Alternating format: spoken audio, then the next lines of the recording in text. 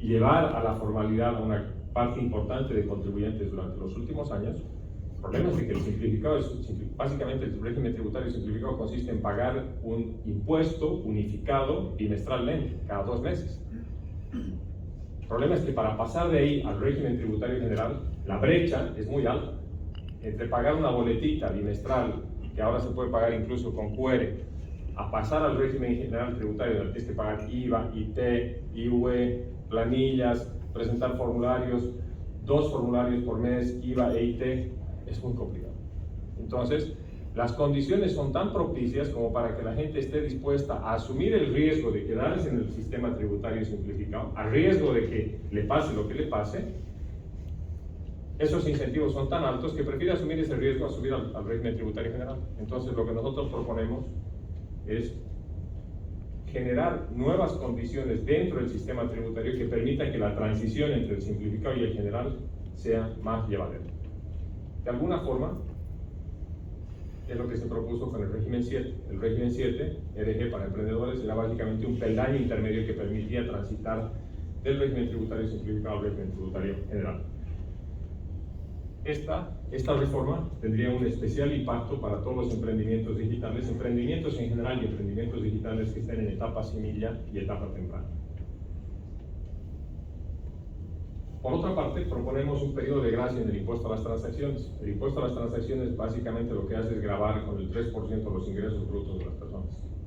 Todo ingreso bruto, 3% todos los meses. Es un impuesto durísimo, ¿no? Hay muchas empresas que están en pérdidas y estando en pérdidas tienen que pagar el impuesto a las transacciones, que es un impuesto que grava sus ingresos.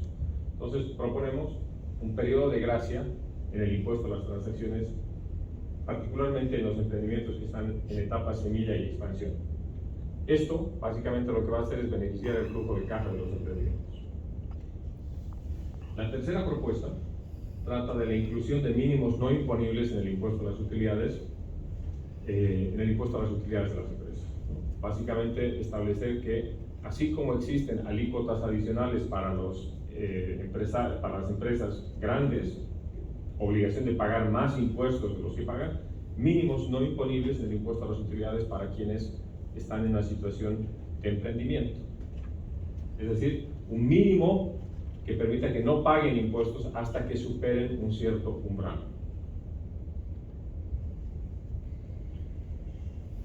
Nuestra cuarta propuesta es que el cumplimiento de las obligaciones mensuales, como es el caso del IVA y el IT, sean trimestrales. No tiene sentido, especialmente para esta parte baja de contribuyentes que representan el 20% el 18% de la recaudación, que estén presentando declaraciones mensuales. Un emprendedor que está sujeto al régimen general tiene que pagar IVA e IT mensualmente, un formulario y otro formulario. Son 24 formularios al mes, para el 20% de la recaudación. Tienen que presentar los emprendedores tantos formularios que las posibilidades de que se equivoquen son mayores. Mientras más formularios presentas, más posibilidades tienes de equivocar. Lo que proponemos, por tanto, es que los formularios se presenten trimestralmente. La administración tiene amplias experiencias sobre esta materia. El régimen simplificado se presenta bimestralmente, el EDC-IVA se presenta trimestralmente. Esto es completamente viable, le alivia carga burocrática, le alivia carga de interacción al contribuyente con la administración tributaria. Nuestra quinta iniciativa es la reinversión de utilidades, ¿no? Es decir, que se generen condiciones dentro del sistema tributario que permita la reinversión de las utilidades con unas bonificaciones. Es decir, si el emprendimiento tuvo algún beneficio, si la reinversión de ese beneficio dentro del propio emprendimiento, si se realiza la reinversión dentro del propio emprendimiento, se generen condiciones favorables dentro del impuesto a las utilidades. Finalmente, tengan en cuenta que en Bolivia tenemos varias zonas de exclusión tributaria, ¿no? Cobija, por ejemplo. Cobija es la zona franca más grande del mundo. Hay estudios, ¿no? Gente que dice que es la zona franca más grande del mundo.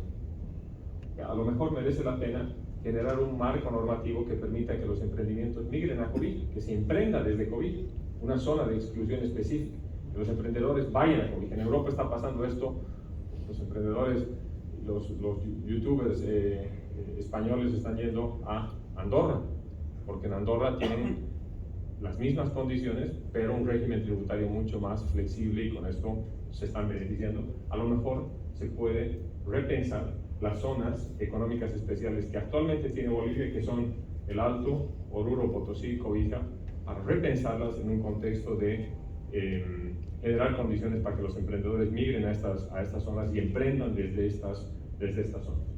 Si se dan cuenta, las 6 iniciativas son ambiciosas, definitivamente, representan reformas parciales, no representan reformas integrales porque creemos que eso es políticamente inviable, pero básicamente a lo que apuntan es a que permita al sector emprendedor llevar estas iniciativas a una mesa de discusión para que estas iniciativas se conviertan finalmente en realidad. Bueno, eso era parte de mi presentación.